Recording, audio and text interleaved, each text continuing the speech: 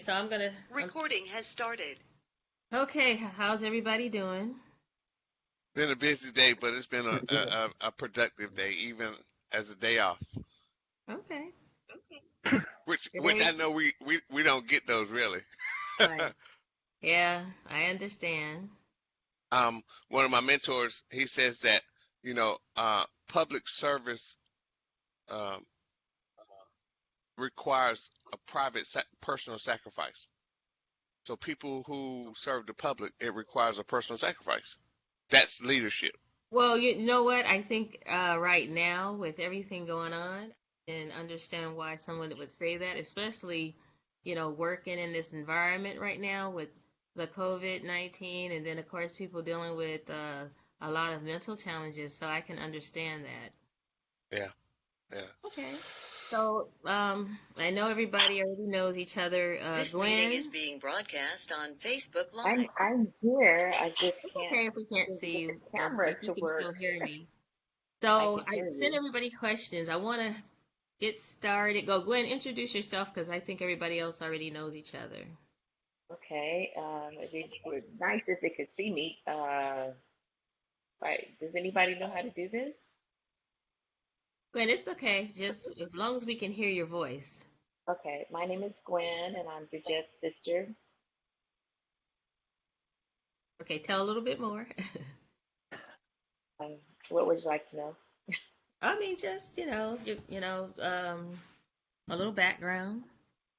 Okay. I work at the post office. Been there 39 years, and um, I'm in support of everything Bridget's doing right now with the mental health. I have a son who is going through this right now, so this will be very helpful for me as far as how I can go about, getting information for my son and Uh-huh. doing what I need to do to get him back on track. Okay. I have one more person, and they are a mental health therapist, but I don't see them. So I want to go ahead and get started. Can you guys see me? Yes. Okay, good. Yes. Okay, unfortunately, on my side, I don't see everybody until it's just spinning. So the first question, I actually want to direct this to Troy, and it's why do you think Black people's health is often misdiagnosed? Just regular health, or are you talking about mental health? Mental health. Well, one of the so having worked with all different types of people for in mental health for the last, I don't know, 10 years. Um, One of the things that's not taken into consideration is culture Mm-hmm. and also trauma. And when I do diagnoses at work, I so when a person goes to a psychiatrist, a medical doctor, to get diagnosed for mental health disorders, Mm-hmm. they the medical doctor focuses on symptoms and symptoms only. Okay. That's the problem. And we have a lot of folks that go to medical doctors, whether it's when they're incarcerated or when they are, admitted into a mental health facility or even an emergency room for a mental health crisis. They Mm-hmm. get diagnosed by a medical doctor, which means they only take into account the medical side. Um, there's the appropriate way to diagnose a mental health disorder is to use everything, totality of the circumstances. You're talking about their psychosocial stuff that's happened to them when they were a kid, what's happening to them in their life right now, have they been incarcerated, have they been exposed to trauma? Because most mental health diagnoses that Black people, especially Black men, are being misdiagnosed with are bipolar disorder, antisocial personality disorder. Uh, they're not taking into account the medical, the psychosocial side, the psychological and the social side, and they're just doing it based on symptoms. Now, we all know how stigmatized bipolar disorder and schizophrenia and all these diagnoses that are really high in the Black population are. So we have to understand that misdiagnosing them can cause a great deal of problems. Okay. Um, Symptoms that mimic bipolar disorder and schizophrenia and all these other antisocial personality disorder are PTSD, Mm-hmm. adjustment disorders, all Mm-hmm. these trauma related disorders, whether it's interpersonal trauma, environmental trauma, generational trauma, all this stuff that's passed down, through generation, through experience. Those things, the symptoms of those experiences Mm-hmm. mimic bipolar disorder. They Mm-hmm. mimic schizophrenia. They mimic antisocial personality disorder, narcissistic personality, all these things that we as Black people tend to be, you know, labeled as. And in reality, it's the trauma. It's their life experiences Exactly. that lead to these diagnoses. So, Mhm. people don't realize that a lot of diagnoses they're markers, so they're passed down from generation to generation. There's markers in DNA that expose us to the likelihood of being diagnosed with these Mhm. disorders, but it takes something to trigger it. Right. What's the number one thing that triggers it? Trauma. So, or bad life experiences, however you want to look at it, whether it's adverse childhood experiences or it's they witnessed their father being dragged out of the house, arrested, or they witnessed or experienced a police brutality situation, or and we can go on and on down the line. Right. All of these experiences can lead to the manifestation of symptoms of certain disorders, and Mm-hmm. because those symptoms kind of cross over, if you Mm-hmm. look at the diagnostic criteria, they cross over. Sometimes people err on the side of caution in their minds. It's the worst thing to do, and say, let's diagnose them with the worst case scenario. That way they can get treatment, medication primarily, instead of dealing with the actual psychosocial stuff. So the most common reason, to get back to the actual question, why mental health disorders are misdiagnosed is because these behavioral health professionals don't take into consideration the big picture. Okay. That's the reason why when the DSM-5 came out in 2013, which is the new diagnostic criteria for mental health disorders, they included a cultural portion in there.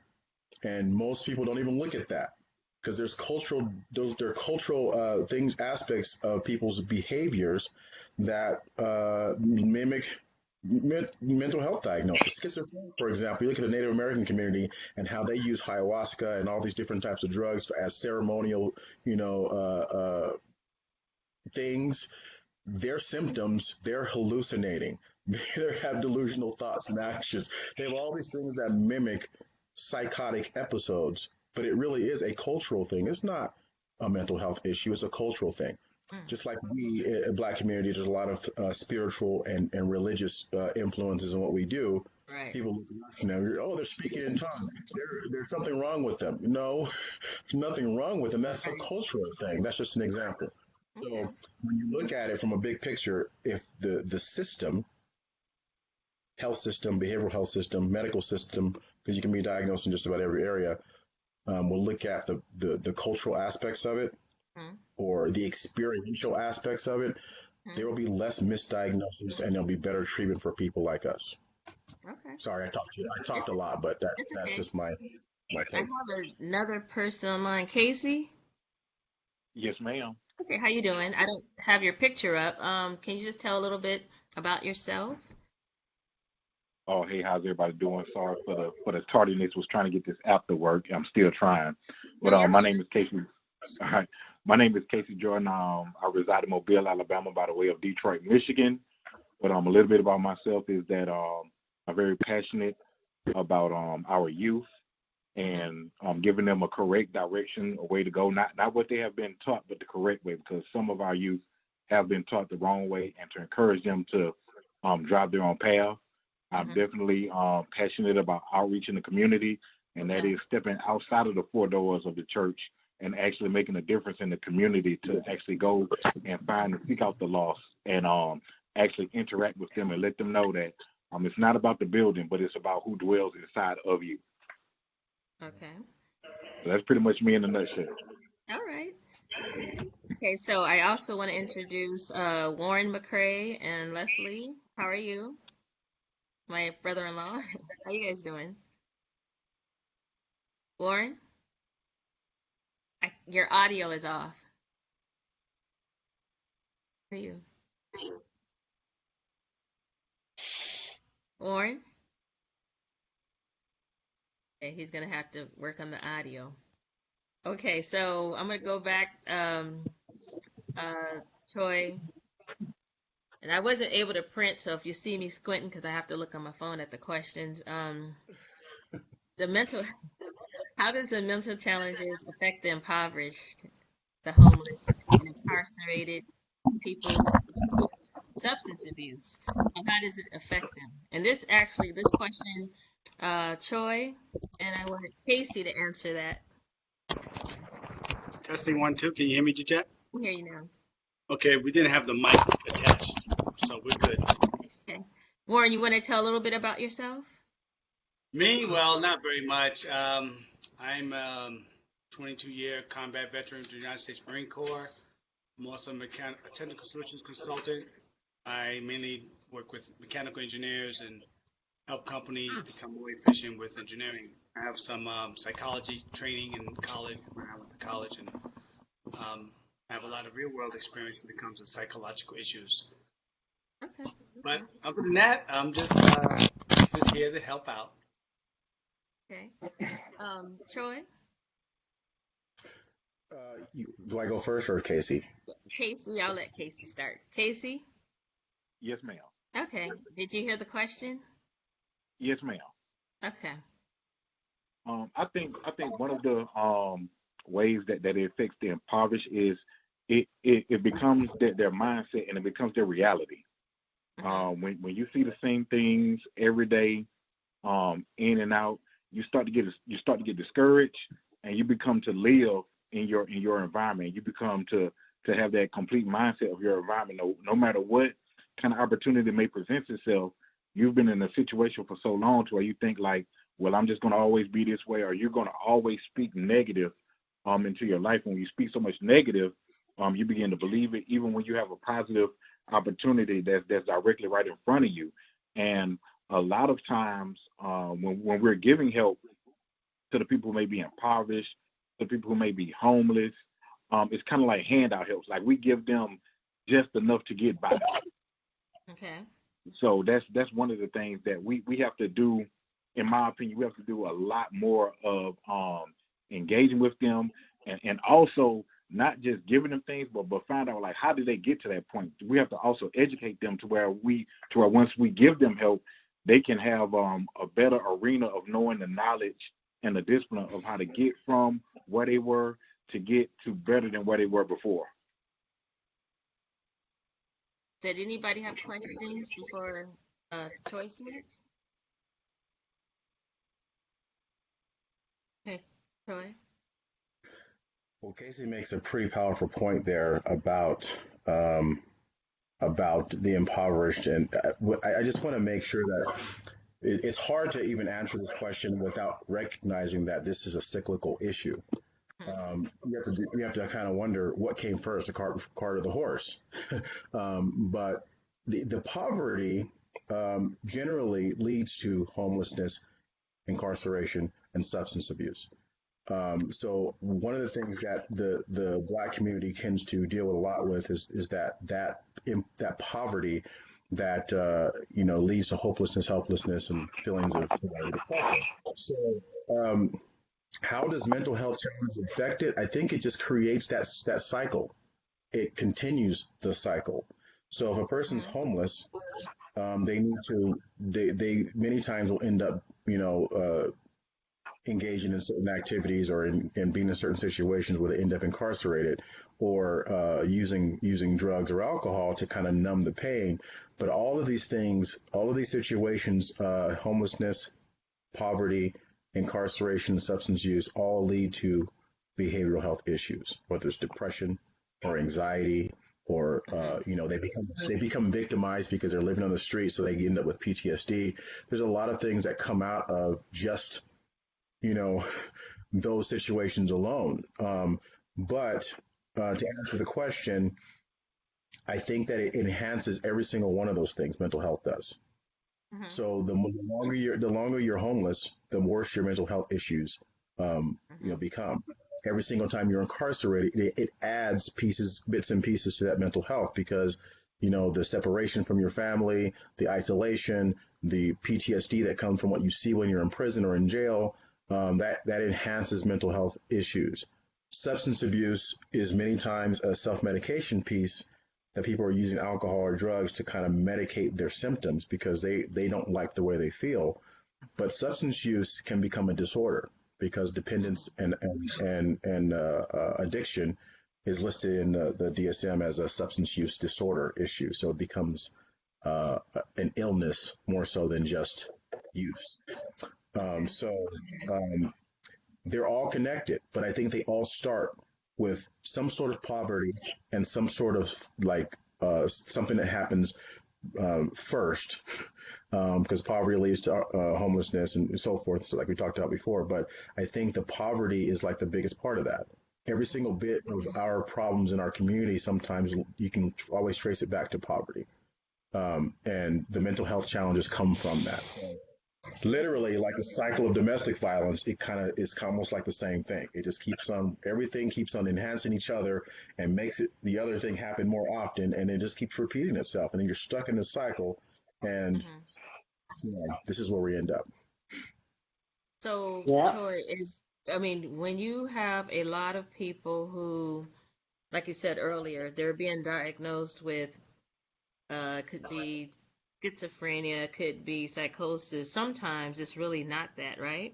It could be Correct. the fact that somebody's phone. We have an echo.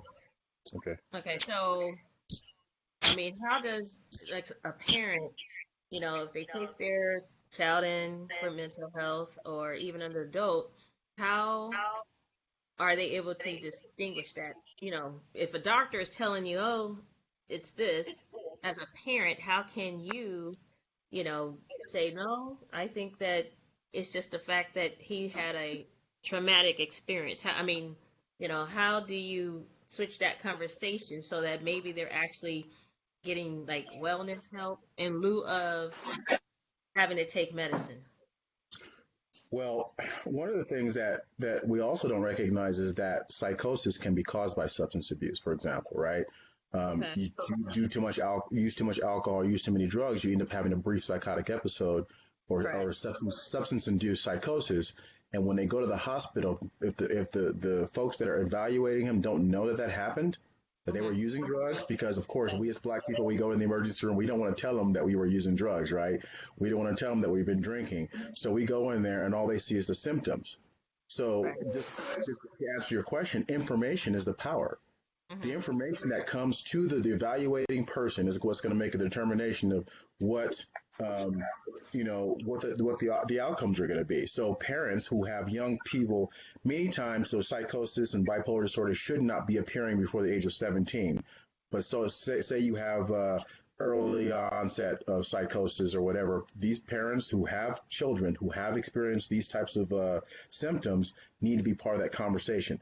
In certain states, once they reach the age of 14, they're allowed to do these things on their own, which is absolutely kind of horrible, right? 14-year-old, 15-year-old is in the doctor's office and they're giving their own information. Parents aren't able to add to that. The kid's not going to disclose anything. So the doctor's going to act based on that. So the parents have to kind of like say, look, I have information. I don't have to be present during this conversation, but let me talk to you afterwards so I can tell you what I saw. I can tell you what I experienced, tell you what I kind of know about this, because this is not just a single episode. This has been going on. I've seen this coming on since they were 12 years old. And every single time that they get in trouble at school, every single time that they get disciplined someplace, every single time they experience a trauma, it gets worse. So you start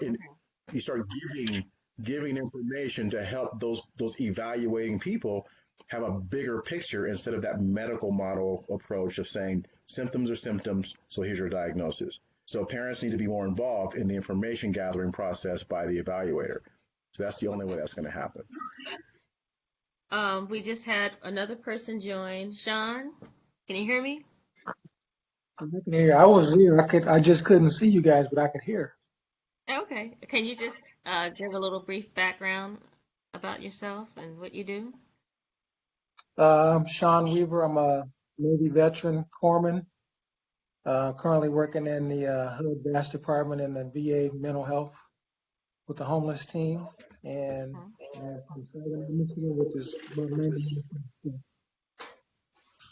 The last part I couldn't hear you. I said I'm from Saginaw, Michigan, which is about 90 minutes from Detroit. Okay. And you're a mental health therapist at the VA, working with the homeless? Yes, I'm a case manager with the homeless. Yes. Okay. Okay, so I will move on to the next question. And this is actually going to be for uh, Casey. And I didn't know if you were coming on. So Tim and Sean, Branton. So you all get about 3 minutes because I'm trying not to go an hour tonight. Okay, so how did a tragic event like the Tuskegee syphilis experiment affect Black people and make them distrust doctors? And from that, what are the long-term effects? And we can start with Casey.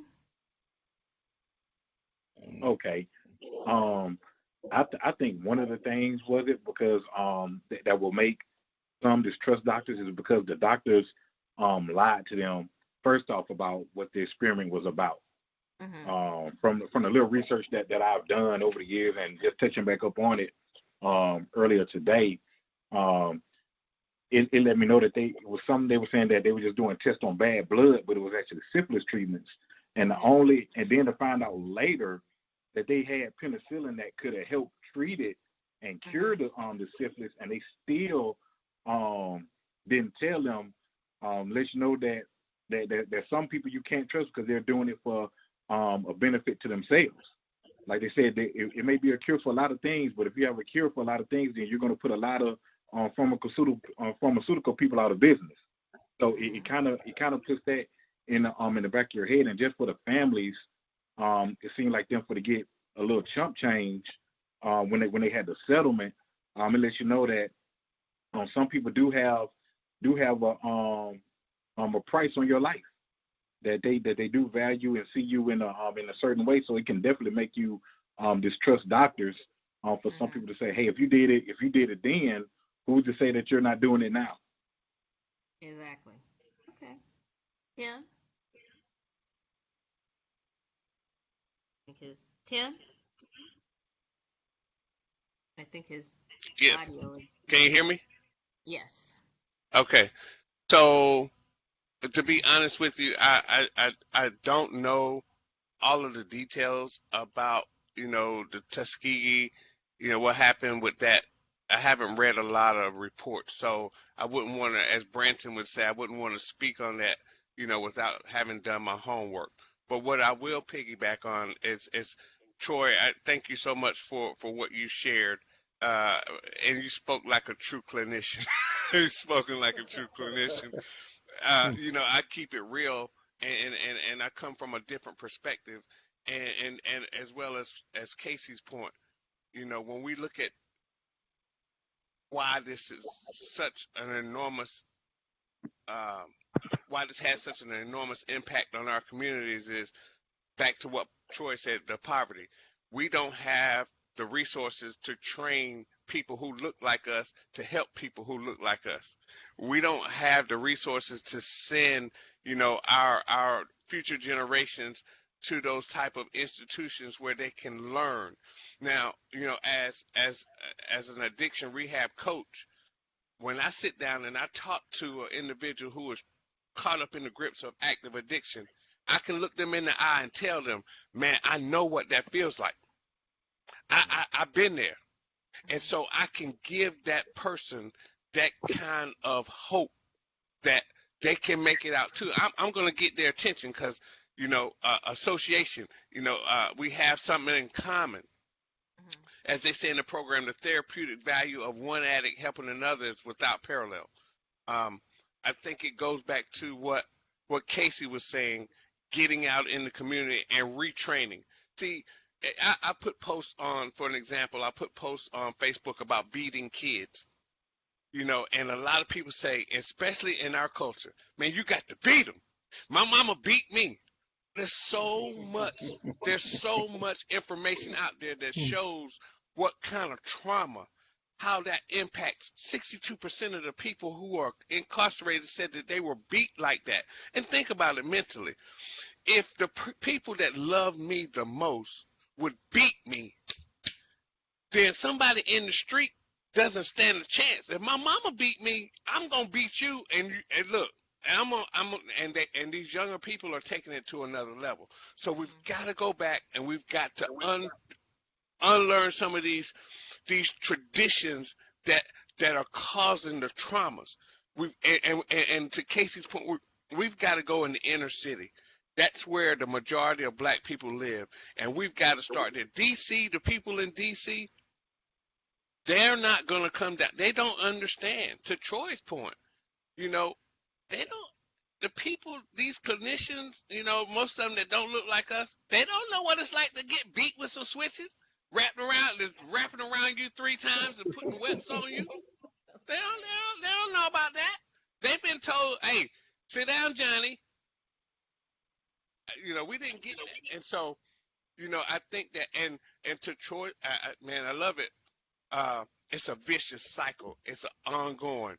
And somebody's got to stand up. We've got to be leaders, and we've got to stand up and say, you know what, that's wrong. The church has always been a very integral part in our communities, and a lot of, I'm gonna just be very blunt, a lot of our pastors are preaching what's popular and not what's principle. It says, we have to train a child, and I'll give you this example, and I'll shut down. When it comes to dating, right? Johnny and Sally are 12, 14 years old, and they have a boyfriend, and we think it's cute. Well, they are engaging in something they have no knowledge about.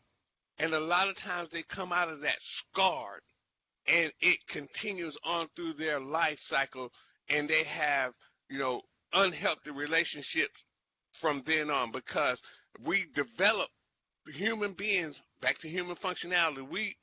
Our emotional makeup of how we're going to handle life situations are developed between the ages of 7 and 12. Is that correct, Troy? Well, back up a couple of years, 5 and 12. 5 and 12. Yeah, So, 5 and 12. Yeah. So, and it's like, and I was told, this is what I was taught. It's okay to do a little wrong, just don't get caught. So when I did something wrong and I got beat, my thought process was, man, how can I do this the next time and not get caught? Not that what I did was wrong.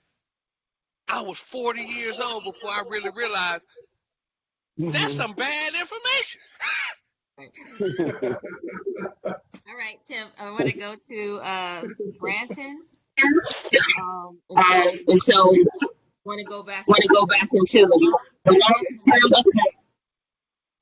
Can you hear me? Question.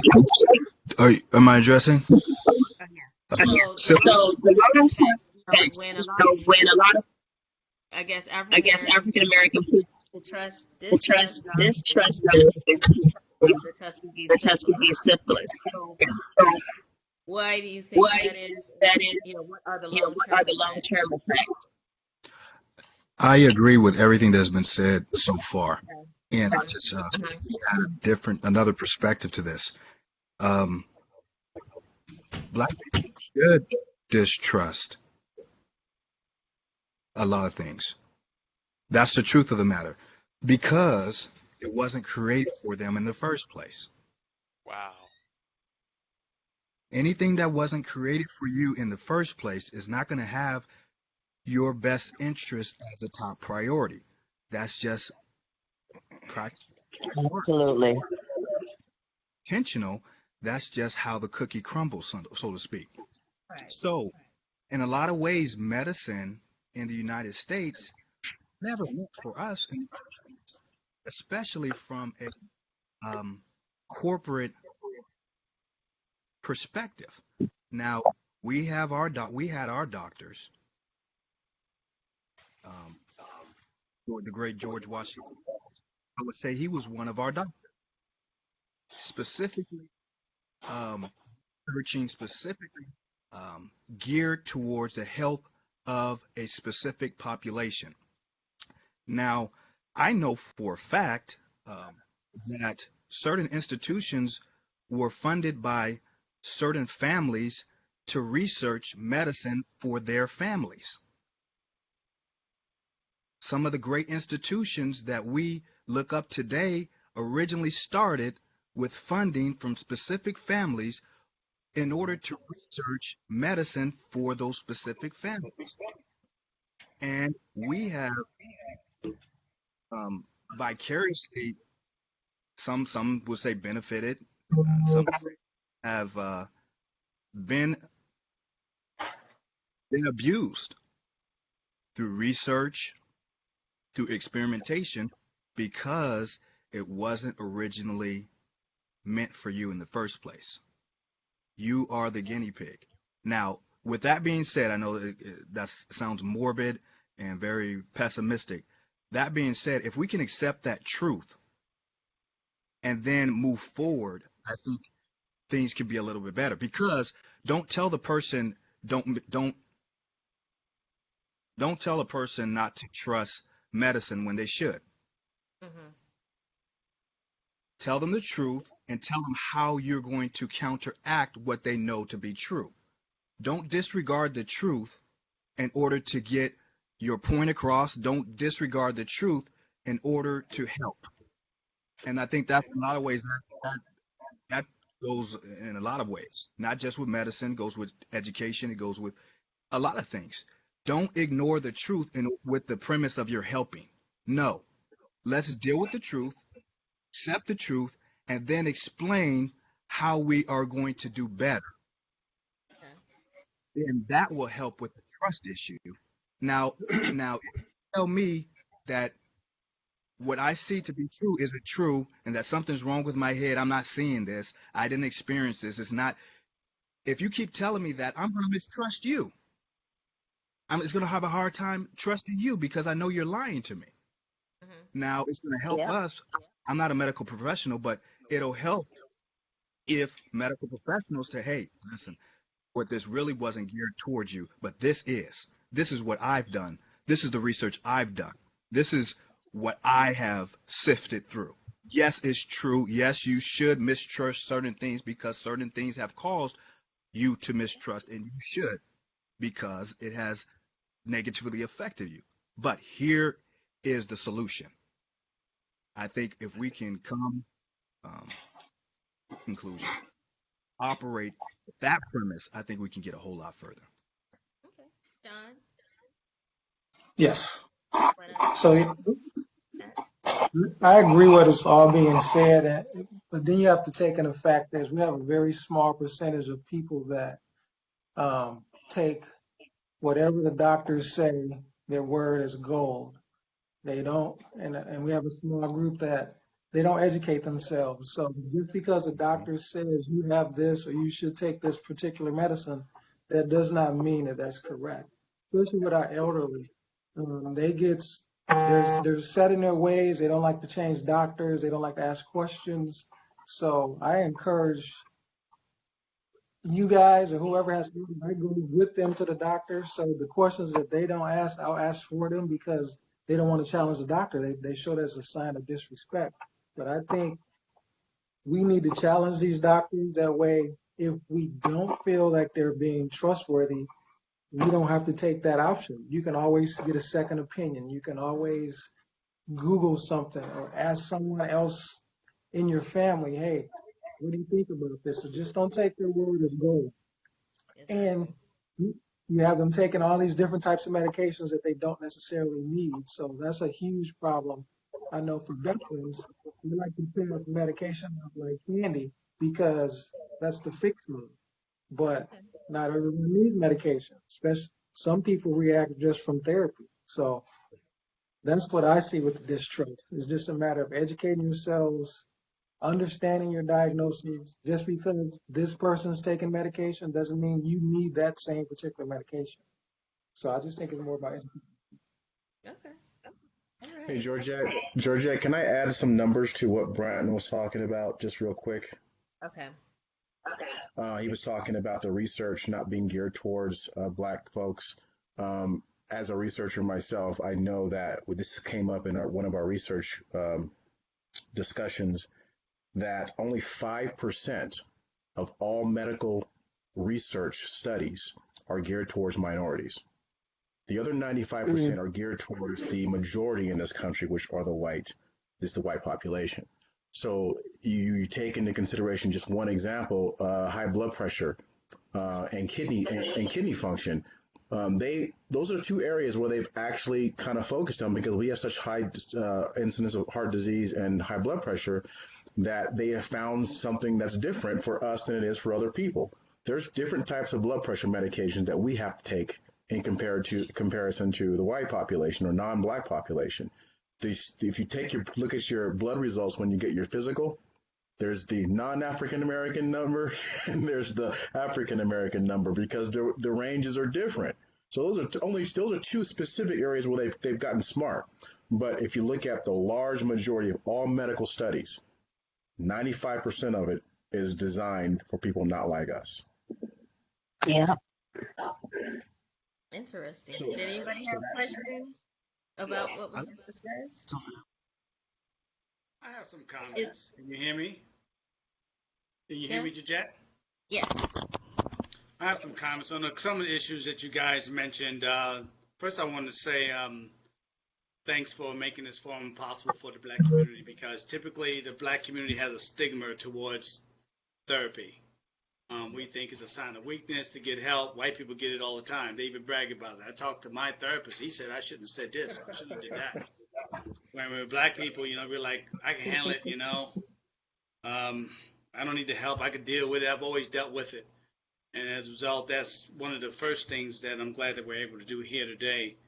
The second thing was the distrust of the medical community that you mentioned earlier.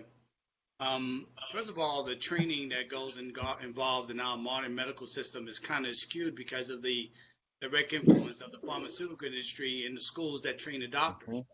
So then one of their main goals is to push their drugs. That's why if we watch it on the commercials, every other day there's a new drug coming out because they want to push their drugs. And then the doctors get kickbacks on the sale of the drugs, because my cousin used to sell drugs to the pharmacist, and then every time they write a script, they get a certain amount of money for writing scripts. And so that's why, if you just feel bad, they think you need to take a drug. If you can't sleep tonight, you got to take a drug. You don't feel good today, take this drug. So what they're doing, they're just pushing drugs on you.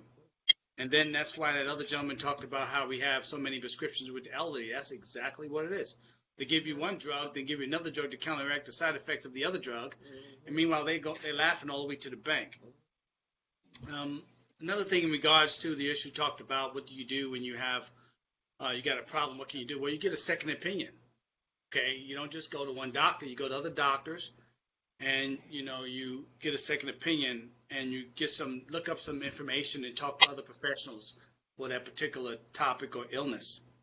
With regards to the Tuskegee experiment, me being 22 years in the Marines, I can tell you experiments still persist today. Yep. Okay, if you think it doesn't, I could tell you some examples. Anthrax. Okay, we had the threat of anthrax attacks, so they came up with the anthrax vaccine. Guess what? They had us sign a waiver so that we couldn't sue the government, but they made us take these anthrax medications when I wasn't exposed to any damn anthrax. Okay, and then prior to when I was stationed in Okinawa, Japan, at Camp Hansen, they have a lot of pig farms up there. And so what happens, the pigs would defecate, and the mosquitoes will land on the defecation, and they come to sting you. And so that's the leading cause of encephalitis. So they marched us all over the sick bay and had us sign this waiver and made us take shots on an experimental drug to treat encephalitis. Now that drug is being widely used throughout the United States. So does it happen? Absolutely. Mm-hmm. Other things, like, for example, prior to deployment, there was a threat of a smallpox attack when we went into Iraq based on, they called him Chemical Ali. They thought it was going to hit with a chemical agent. And, some people can get that, some people can't. And I couldn't get it because I had eczema in my lifetime. If you had eczema in your lifetime and you get the shot, it can create a reaction and kill you. So I had to deploy in combat, knowing that, if I get hit, well, yeah, I just got to hope my corpsman would take care of me. And so we have a corpsman here now. Let me tell you, when the other last thing I wanted to mention was the cultural issues. The cultural issues of the Black community goes really, really deep in many, many areas. We too much to cover tonight. Okay, we talk about psychological problems. Just look at what's going on today. Okay, we all being experiencing a slight case of post-traumatic stress disorder as a result of fear of the police. Okay, abuse and fear of one another. Okay, I never gotten attacked or beat up or robbed by a white man. I got attacked or beat up by a black man. Okay, and the black on black crime and the fact that we don't do anything about that or protest about that is appalling. The other thing I'm upset about the Black community is that we turn on one another too much. You get a guy who finally gets some education and get a degree, or finally doing good for himself. They get under that mentality that they can only be once, and so they think he's a token black, and so they want to be the one to get the recognition. So I've given engineering presentations, and the guy who challenged me was another black man. So we have some cultural issues as a people. And we have some psychological issues as a people because of single parenthood, single parents, bad education in bad neighborhoods, poverty like y'all talked about earlier. I mean, the list goes on and on. Lack of money, lack of therapy. So this forum is kind of nice to be able to at least broaden our knowledge and get a better understanding of some of the challenges our community faces. But what we have to do, we have to vote, and we have to go to the doctor and get help and try to deal with our problems. There's very, very, like, for example, I was watching a movie last night with my wife, and, they have these military movies. They always got some damn guy who's in the military, and they portray him as having PTSD, and he's some psycho. Okay, there's varying levels of PTSD. Some people turn to drugs. Some people can't follow authority. Some people can't work with others. Some people just have nightmares. Some people just I can tell you an example. I was in New Jersey about a year ago. Oh, I'm sorry. I don't mean to take up all the time. But I was in Jersey, and in Jersey they have this area where they have a Muslim community, and they had this woman. Okay, she was wearing a full hijab, the whole crap. And immediately when I saw her, I thought, oh no, here we go, another suicide bomber. Okay, now that's a form of PTSD. No, it's not really PTSD. It's a form of survival, because if I'm not aware of dangerous situations, then I can be taken out by that person. So as a result of my combat experience, I know that these women can blow up. And if I had the picture, I could show you. It's amazing. But other than that, that's all I want to say so far. But I think you guys are really proud that we have some black men here that are being responsible and that's coming up and trying to do something for the community, because too many of us don't do nothing. We're going over time. Sorry. All right, so this next set of questions, and I wanted everybody sending messages. A woman's women's perspective. So Gwen and Leslie, I want you all to answer the questions. Okay? Okay, so I know. Is Deborah on here? I don't think she was able. Oh, okay. Yes. Oh, you are? Okay, Deborah. Yeah. Okay, good. We don't see your face, though. Okay, so I want to know. I don't see anybody's face. It's okay. We can hear you, though. Okay, so this is for the ladies. I want to know, how does it make you feel when your son, it could be your husband, nephew, is out and about, and at any given moment he can be stopped by the police? How does it affect you mentally? So Gwen, you can start. Gwen? Gwen hit her camera. She was like, oh, hell no. Oh, you know what? Can you hear me? Yeah, okay, go ahead. I will be on my tippy toes until he got home. Okay, okay, so I'm gonna keep it brief because I do have two sons, and as prime example, one of them grown left last night about 11 o'clock, and I couldn't hardly sleep. You know, See? I have anxiety Mm-hmm. when they leave the house and Mhm. until they get back, and I'm constantly calling them, are you guys okay? How you doing? Where you at? And you know, they're grown. So it's an issue. It's definitely Yeah. an issue. Mhm. Leslie? We feel very afraid for Right. our black men. You know, and it's a shame that we have to teach our children at a young age how we supposed to talk and act when a Mhm. police officer Mm-hmm. approaches you. Okay? I think that's wrong. Um, my son, I don't worry about him too much because I believe he can handle himself. I think we taught him well enough to know what to do, what to say, and how to act. Mhm. I think a lot of the violence that we're seeing, oh, it just breaks my heart. I have anxiety just watching the news, okay? And it becomes too much. It really does. It's watching, you know, the police choking someone. That could be Mhm. my son or my husband. You know what I'm saying? Mhm. It affects me. It affects me. So Deborah, that's did all you I want to got. add? Oh, I already answered. Okay. Until he gets home, I'll be nervous. Exactly. And, Uh, and you know, go ahead, Deborah. Go ahead. Oh no, go I, ahead. You I don't have anything more to say.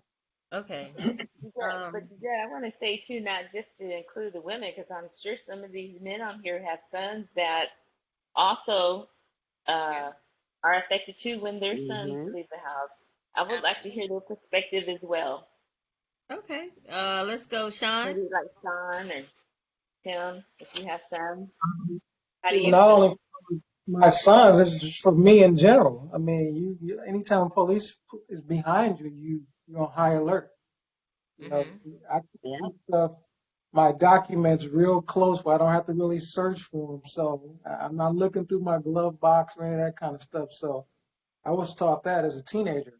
Mhm. You know, put everything in arm's reach, and that way you're not searching and digging and looking all under the seat and stuff. So yeah, it is anxiety. I've been pulled over before in my own neighborhood. I was living in Scottsdale, Arizona, and I was in my neighborhood, and I got pulled over, and he asked me what was I doing here, and I said, "What are you doing here? I live here." So if it wasn't for my neighbor, which happened to be a white guy, he came out and he's like, "Hey, what are you doing?" He was like, "This is my neighbor." So that guy wouldn't have came outside. Who knows what my story would have been? And I was in my neighborhood, 3 houses from my own house. So definitely on Mm-hmm. high alert all the time. Exactly. Okay. Did anybody else want to touch on that? And And I I'd like to say something. okay. okay. I know I'm probably one of the youngest people in this panel. I have 5 black sons, and you know, I've experienced the things that have been articulated here by others, but I can't help but get why we feel the way we do and the underlying reasons and how it came to be. And I've been recently restudying the Willie Lynch letter. I don't know if you all are familiar, but Yes. according to the Willie Lynch letter, all this is by design. We're Mm-hmm. afraid. Mothers are Yeah. supposed to be afraid for the life of their sons. So much to so that black mothers by design are supposed to emasculate their sons to keep them safe. Make sure that he's not aggressive. Make sure that he's not too masculine. Make sure that he's not out protesting and making a ruckus. Mhm. It's by design that has occurred and is occurring. And my question will be, if this was by design, what do we do to redesign? We don't want I think this. that's We don't like that we have to do this, but what do we do to change that? what Okay. they're doing now in the streets. I agree. Mhm. Something I'll, came I'll say to one thing real. Does anybody want to I'll touch say one on thing. that? Because I'm I'll gonna say one. ask, I'm gonna yes. ask a question about police reform after that, but does anybody want to touch on that particular question? I'll just say this real quick. Um, one of Casey? the one of the hardest things that I had to do, and I had this talk. Me and my wife, we have 3 sons total, and one of the hardest things I had to do was tell them. I said when I was growing up, my parents told me if you get stopped by the police or questioned by the police, say yes sir, yes ma'am, be respectful, don't make any sudden movements, and you'll be all right. And I had to tell them, I said, even if you do that, it's not a guarantee Is that you'll be all right. That Mhm. anybody can mistake you for this person or mistake you for that person or even lie and said that they thought you had this or they thought you made a movement for that. So that was one of the hardest truths I had to give to my sons.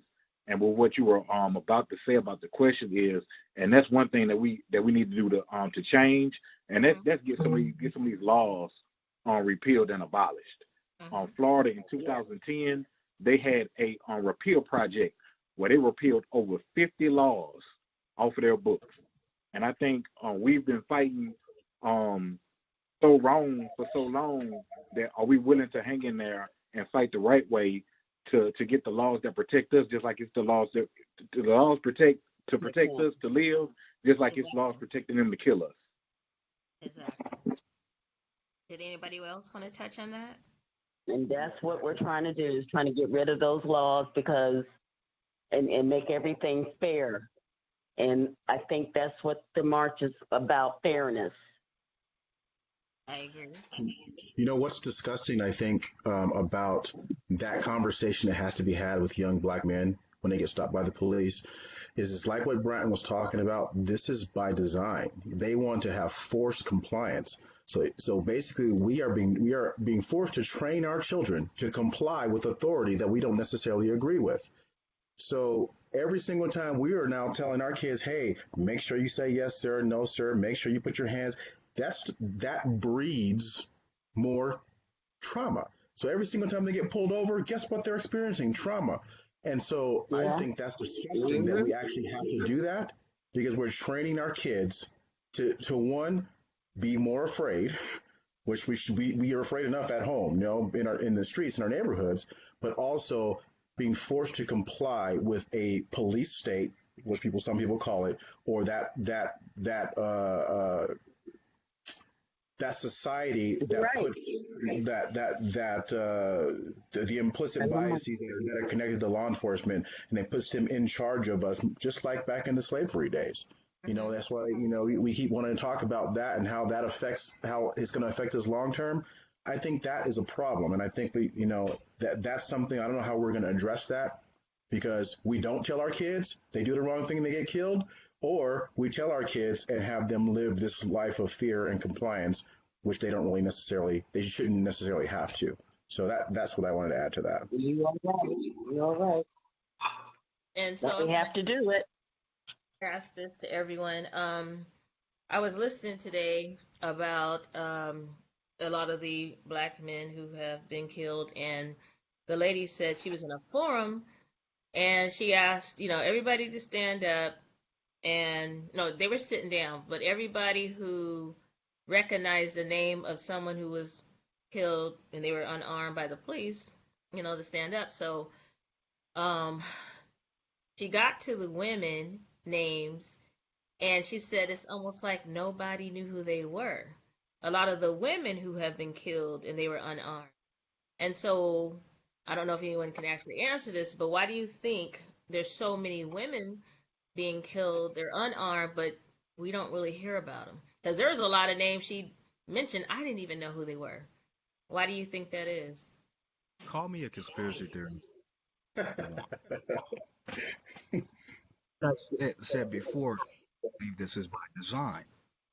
So it serves a double function when we're seeing black men being killed right before our eyes. Mm-hmm. It's a double function. I don't know if it's as intentional as it once was, or it's just a evolution of what was before. Mm-hmm. Either way, it serves the purpose of what I was saying, the forced compliance, because who is more likely to be aggressive?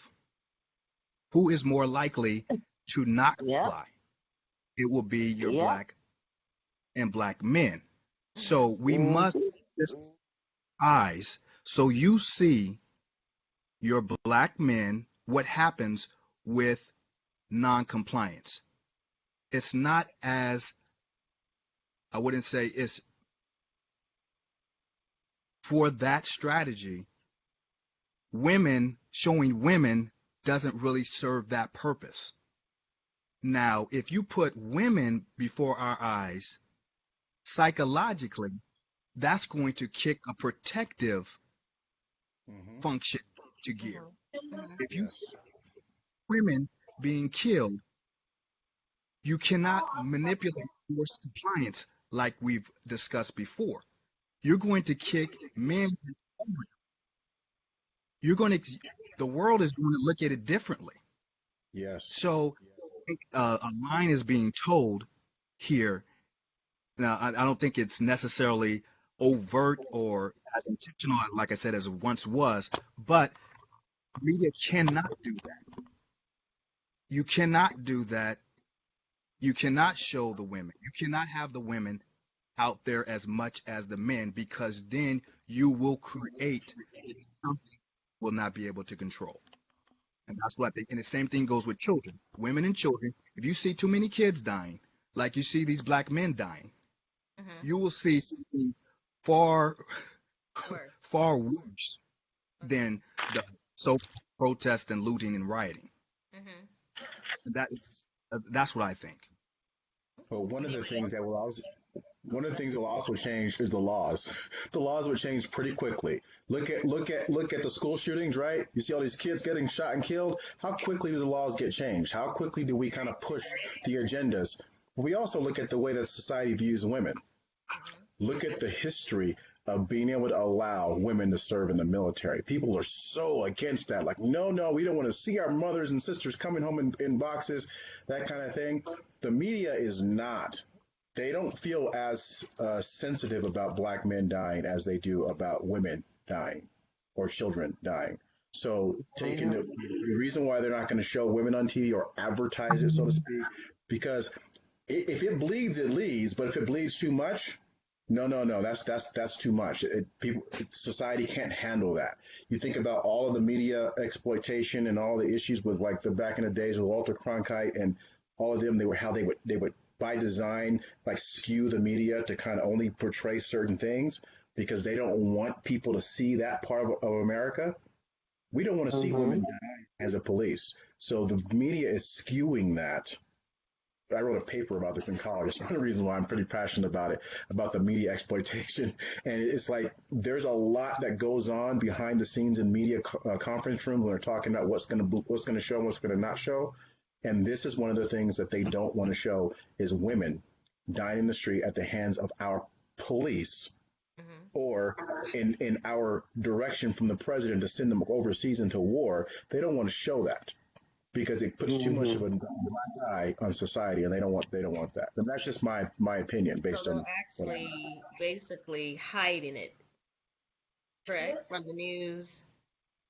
Well, they're pulling the wool over society's eyes. They're making it seem like we don't do this.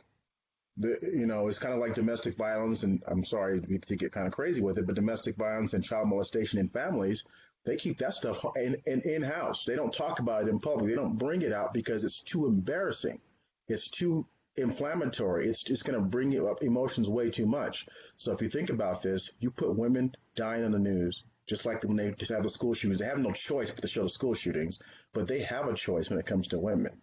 So if you have black women dying in the streets, or women in general dying in the street at the hands of police, they don't want you to see that. It's too inflammatory, so they don't want that. Okay. That's typically called propaganda. Yes. Okay. Countries and our news media use propaganda to control the masses. If they say they have editors that and people at the top that have influence on different news media outlets, whether it's a left-swing story or right-swing story, it's propaganda. Yes, They want to control how you think. They want to control, but the problem is what's his name? Steve Jobs created the iPhone. And then they came up with Facebook and all these social media. So now, guess what? They don't have control over that. Mm-hmm. And now people are starting to see what's really happening in the world. That's why you have so many white people out there protesting. Mm-hmm. Because in their mind, they never experienced racism, so they think, Everything's all good. it's not really racism. Blacks always complain about racism. They pull in a race card. Like it's not fashionable or something. But really what that is the lack of the country or the news media having control over social media. So as a result of that, people are freeing their minds, and now they're seeing the injustice, and the whole damn world is seeing it. And this is what's going to bring about change. Because these young people are the future. And regards to women, he's right. A man's natural instinct is to protect the woman. So you talking about getting infuriated. I mean, I just watched a video last night of a police officer who responded to a pool party that a black person had that we're supposed to have. And the white people wanted to tell them they wanted them out of the pool, so they called them niggas go home, your Section 8, go to your Section 8 houses, and then people come from there. And so when the cops was called, they immediately attacked the black people. Sit down. They was taking control of the situation, like he said. And the reason why they get so upset is like what that other brother talked about. They want to be able to, make sure you're submissive. So when you say, look, it's not against my constitutional rights, and you speak up against something, no, you're not complying to the master. So then they get angry and they be more forceful with you. I've seen them take a woman, just throw her down and do all kinds of things. And some of those cops, they got, punished for it, but they don't get. There's three types of laws, and there's laws for the rich and famous. There's laws for the poor people, and there's laws for the police. And the police have their own blue wall of shield, and they protect one another, they cover up for one another. And we have been victimized in this country since its inception.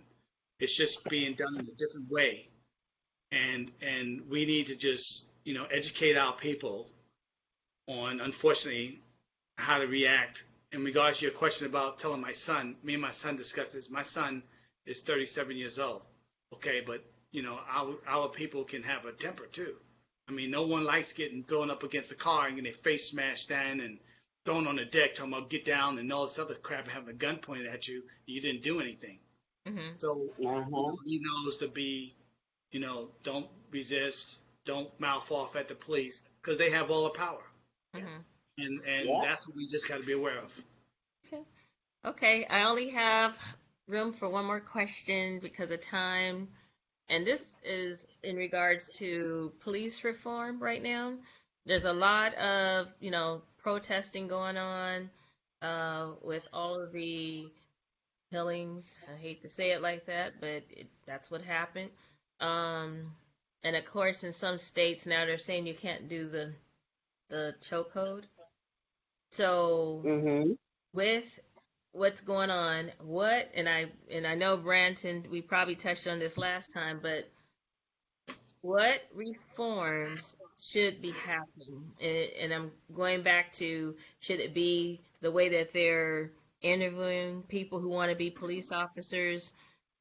What actually can they do we hope that the cops that are coming on board, they're supposed to protect us and keep us safe, but besides firing them, what else can be done? And we're going to do a round table. Everybody give your 2 minutes.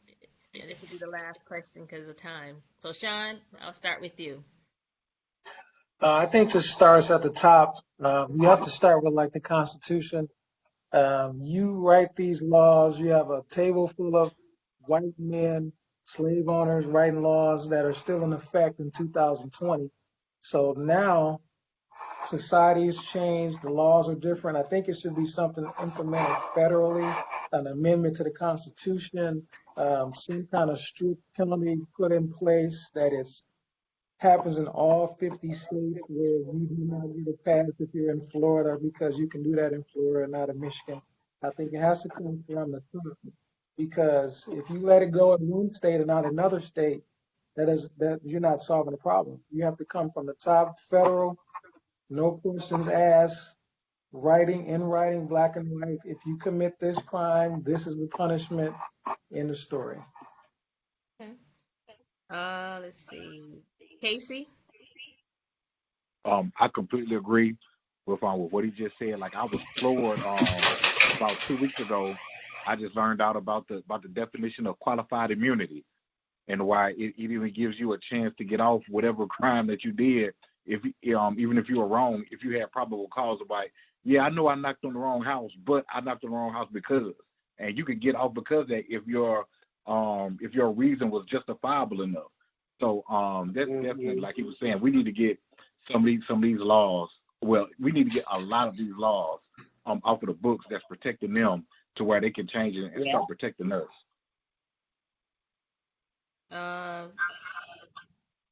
Deborah? The police union. I think we need to do something about the police union and the things that they are able to do, and that's all I got. Okay. Gwen?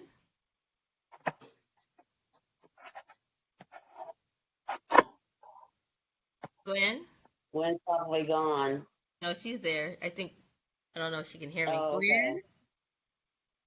She's I on can't mute. hear you. She's on mute. Okay. Okay. Let's see. Branton? Yes. Okay. I'm gonna Wait, let me. check. Okay, before I get to you, I think because I want you and Troy to be last. Tim, is he still on? I had to leave. Okay. Let's see. Okay, so Branton. Like I said, I'm gonna attack this from a different angle. Okay. We want to customize something that wasn't created, like I stated before, with medicine for us. Mm-hmm. If you look at the history of police departments in the United States, the first, I think, first police publicly funded police department was in the 1800s in Boston. Okay. The first police departments in the South were slave patrols. Okay. So this is how it originated. And it has evolved over time, and it still has remnants of what it was created for. And upset about it. Yes, we want it to change, but we're trying to, like I said, we're trying to customize something that is actually working the way it was supposed to work in the first place. Okay? It has to be stripped down and redone from the bottom up. There is no way you can put beads on it. There's going to pop up somewhere else. There's no specific policy change that's going to change the heart of the people, the heart of this institution, because the heart is created when it's created. Okay. That's when the heart is formed. Your heart is formed in the womb. The police department heart was formed when it was formed back in the 1700s for the slave patrols. And we are upset about the heart. We're upset. Okay, you're seeing this. We're seeing these problems. We're seeing what's happening as a result of this heart. And we're saying, oh, okay, we're going to change this. You can't change the heart. You have to create a new heart, so to speak. Analogy. So with that being said, yes, there are some things that can be changed, like minimize, doing away with qualified immunity, doing away with the police unions, but you're going to have, there's too many people that are going to be upset about that. Mm-hmm. You have a majority that feels a certain way. And of course, as victims, victimized community, we feel a certain sort of way. Some people, there's a large amount of people that think police departments are just fine. I've seen numerous posts, comments talking about if they would just comply and listen, Mm-hmm. then they'd be getting killed. They say that with a straight face. Mm-hmm. And there's nothing I can say or you can say to change their mind. They believe it. There's lawmakers that believe it, judges that believe that, and there's a whole heck of a lot of police officers that believe that. There's a whole police union in just about every state that believes that. And coming from like in the last meeting, coming from experience, I know from personal experience that that is the heart. Mm. You get somebody comfortable. I've been the fly on the wall to hear people talk comfortably about what's really in their heart. So much to so that I'm convinced when people show you who they are, I believe it. Yeah. Mm-hmm. Okay? And we want to change that through policies and band-aids and things like that, and that's not going to change. What I think the solution should be is we should go back to policing the police. But it's going to require us to be a community when there's no crisis. And that's a problem with the Black community. Mm-hmm. We're a community when there's a crisis. When there's no crisis, we go back to our individual lives and individual ways. You can see that in families. There's some exceptions. But when did your family get together? At a funeral, right? Right. Every now and then at a family, you can see that most of the family at the funeral. When somebody is dead and gone, Mm-hmm. you won't see them for years, maybe even decades. You won't get a call from them because psychologically we have been geared to understand that it's safer for us to be separate because we know we've been conditioned that when we get in a group, that creates attention, and attention creates danger. And going back once again we have to go back to the common denominator, the psychology, go back to the founders of things. The Black Panthers policed the police. Of course, that was a problem. Of course. Mm-hmm. They took care of that problem.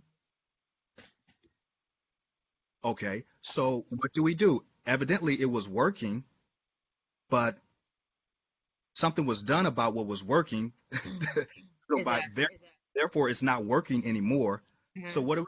We say, hey, we can't do what was working because they're too strong. So they'll dismantle that. But at the end of the day, you are going to look out for who you feel is family.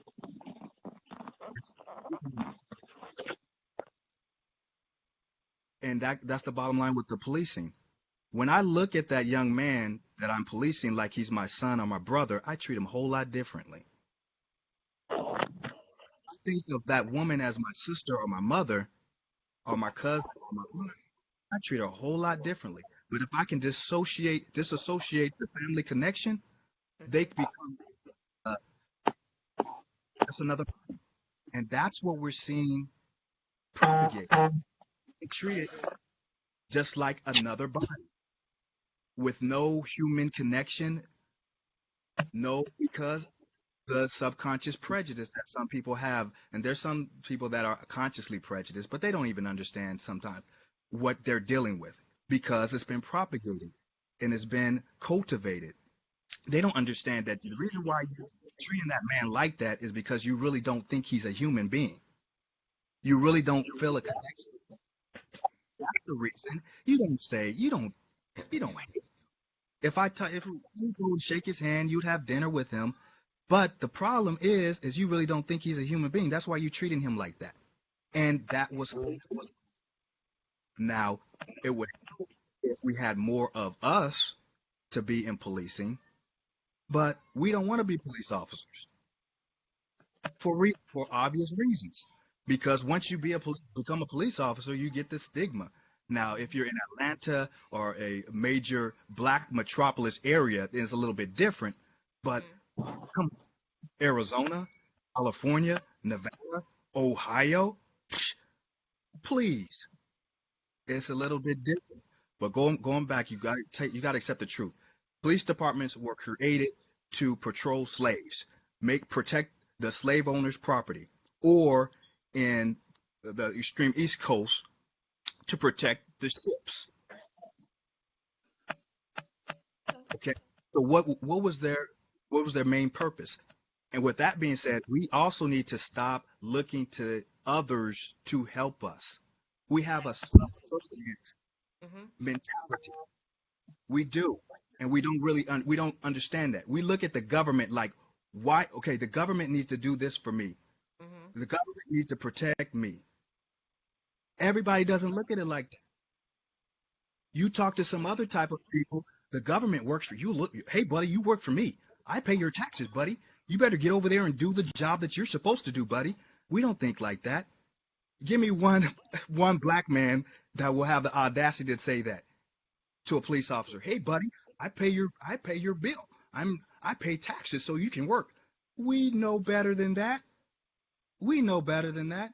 And if one of us is stupid enough, and I'm using it loosely, but if one of us did that, we would talk quickly that hey, buddy, you can't talk to me like that. Exactly. Like Bob or Larry over there that can talk to me like that. Exactly. Purpose for you. Right. And that's the subconscious psychology that we have to accept. It's wrong, but we have to accept and figure out how we're going to counteract it, because you're not going to change the hearts of the people. Right. We still need to protect ourselves, our sons, and our daughters. Exactly. Okay. Joy? The first thing I wanted to say, I mean, what Brenton was saying was that's really absolutely correct. But I wanted to make sure everybody understand what the Supreme Court says about law enforcement. Supreme Court says that even though the city of Los Angeles was created years ago, the whole slogan, serve and protect, and put it on the side of their car, like that's what's supposed to happen, the Supreme Court says that the duty of the police, the job of the police, is to protect and serve the interests of the Constitution of the United States, not people. They are not designed to serve and protect people. They are designed to serve and protect the interests of the country, of the state, of the jurisdiction that they work in. So the Supreme Court has ruled we are not required, law enforcement, to protect people. So that's the first thing. So expecting law enforcement to protect us, or expecting them to do what's best for us, hard to imagine, right? Especially with the origin of law enforcement, like Bratton was talking about, the origin of the prison system, which is basically a replacement for slavery. When slavery ended, they created the chain gangs and the prisons to basically get indentured servitude from black folks, which they were punishing through Jim Crow laws. But anyway, that's a whole nother conversation. So how do we make these changes? There's a lot of ways that you can throw rocks at it and hopefully it changes. We can go to the Constitution and change the Constitution and make it say one thing, but like Brandon says, you can't legislate a person's morality. You can't legislate their intentions. So every single law that comes up to try to police the police, they've always found a workaround. There's always been a Supreme Court ruling or case law that comes up and says, hey, guess what? You may be prohibited from doing this, but under these circumstances, you might be able to do it. You know, like look at Tennessee versus Garner, the Supreme Court rule that talks about a fleeing felon. You can shoot a fleeing. I mean, that wasn't designed for white people. That was designed for people that were afraid of the police and wanted to run away. So they were shooting them in the back. So they're running away. You know, you look at the whole history of Tennessee versus Garner. It was a black person in that case law. So we can't rely on law changes. There is the movement now of defunding the police, which I absolutely can't stand that phrase. The reason why is because it doesn't mean how it sounds. If you say defund the police, people are thinking, oh, you're trying to abolish law enforcement. No, They're trying to take money from No. law enforcement agencies and apply it someplace else, which means you should say reallocate the police or do something else. But that defunding the police has become the new rallying cry from the Conservative Party, basically saying, they're trying to get rid of law enforcement, which is not true. But there Right. are truths to what needs to happen in that. In addition to adjusting the way the 10th Amendment is written or applied, as far as states' rights are concerned, we need to have a clear understanding of what law enforcement duties are across the country, not state by state giving permission to to the state law enforcement of how they're going to apply their law enforcement. And a lot of that needs to give more protections for situations like this, because law enforcement has reacted to situations over the years to benefit the current needs. Let's look at 9/11, for example. We look at how law enforcement was funded after 9/11. They didn't have a lot of tanks and military vehicles and all that kind of stuff in law enforcement, so much so until 9/11. Your major cities started getting grants to buy law enforcement or military equipment. They were getting tanks, and they were getting high power weapons. They're getting all these different things. But the problem with large majority or large population cities with airports, guess what else is there? Large minority population. So who got the benefit or the on the receiving end of the tanks and the militaristic tough style of tactics and things like that? Well, black folks and minorities. So that's just an example of how law enforcement has adjusted over the years. But it's all built on what Branson was talking about. It was designed with a certain foundation, and until you can dismantle a concept and rebuild it into a concept that more fits the 21st century, it's not going to change.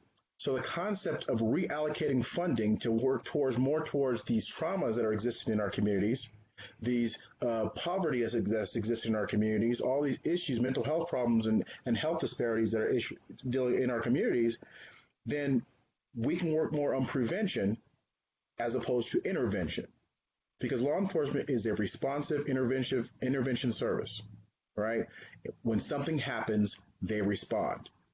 But if we work on prevention, we work on teaching folks that corporal punishment is probably a really difficult thing to use when punishing your kids, because they grew up to learn to be afraid of things and people, and they also grew up to learn to be violent or wanting to engage in aggressive behavior. They're also dealing with the poverty in the community, because poverty breeds crime. And poverty breeds substance use. Poverty breeds all these different types of things. So we can reallocate some of those fundings that's been going towards militaristic style of weapons, militaristic style of whatever they're getting, these specialty units within law enforcement departments that are designed for crime suppression, which is disproportionately affecting, minority communities. Take some of those monies and apply it to something that's going to prevent the issue as opposed to attacking the issue. The result is one of the ways that you can do it. So this whole defunding the police is misleading, well, first of all, and second of all, it needs to be put in context. Let's take some money, let's take some resources and reallocate it.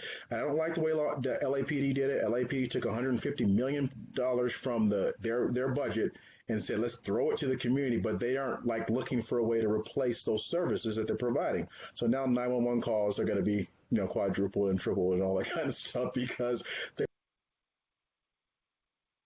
they referred to the Camden, New Jersey experiment, where they dismantled the entire police department and then they rebuilt it with community services within the department.